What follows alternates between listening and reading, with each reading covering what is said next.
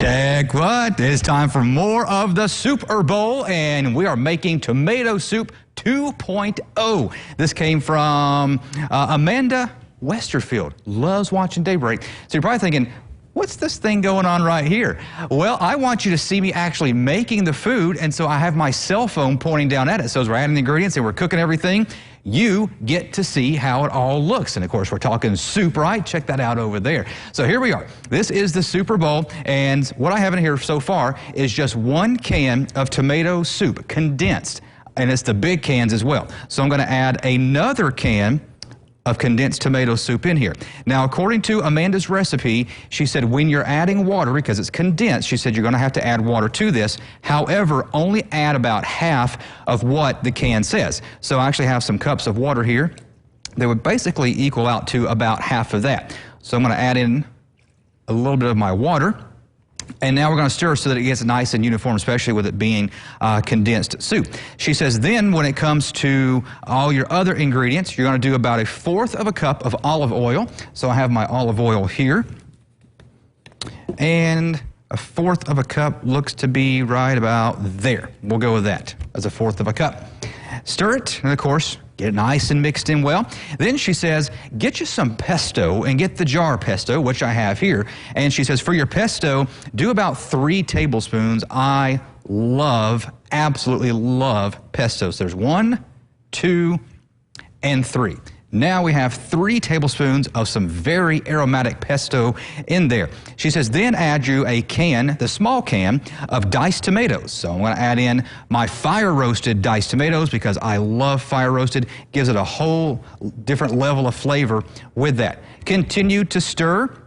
She says, then you're going to add some freshly grated Parmesan cheese and then save some for the side. I've got a whole bag, so I'm going to go ahead and add the one that I have here in my bowl. We'll get the bag out later for the additional. And stir this up really well because, again, you're going to want that cheese to melt in there. She says, then you're going to use about 2 tablespoons of some sherry cooking wine. So I do have my sherry cooking wine that I've already measured out and poured it in.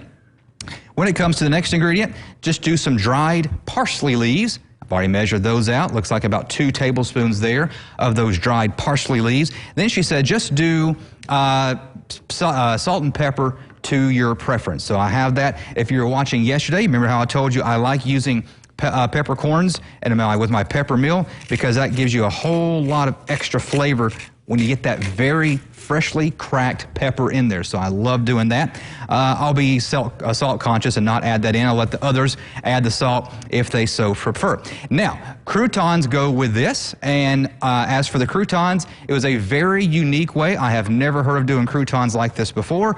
And I must say, as I was baking them, I had to eat me a couple.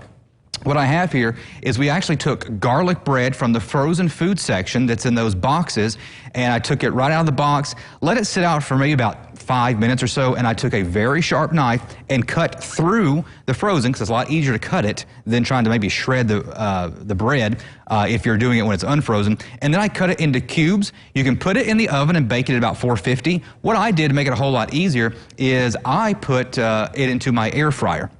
And now that we've got this tomato soup beginning to warm up, I'm going to begin to add in my heavy cream. That's going to give it even more flavor, but also make it thicken up just a little bit.